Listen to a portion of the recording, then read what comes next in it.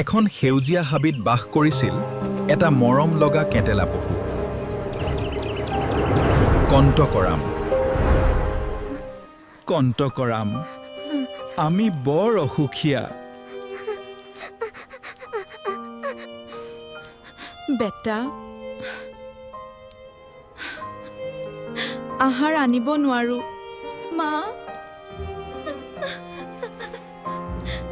মই তোমালোকক এৰি অকলে নাখাওঁ। হাবিৰ সিমূৰে নাচপতি গছ আছে। তুমি তাত গৈ খাই আহা। ঠিক আছে মা, মই আহিছোঁ। মই সোনকালে ঘূৰি আহিব লাগিব।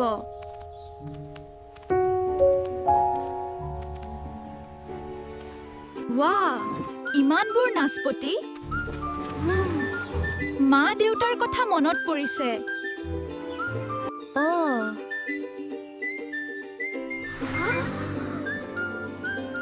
এটা বুদ্ধি পালো। 1, 2, 3। কাম হৈ গ'ল।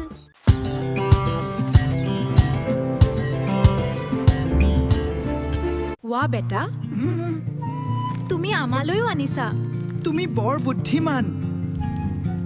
আমাৰ কণ্টকৰামৰ কাঁইটবোৰ কোমল, কিন্তু বুদ্ধিটো বৰ চোকা। ধন্যবাদ।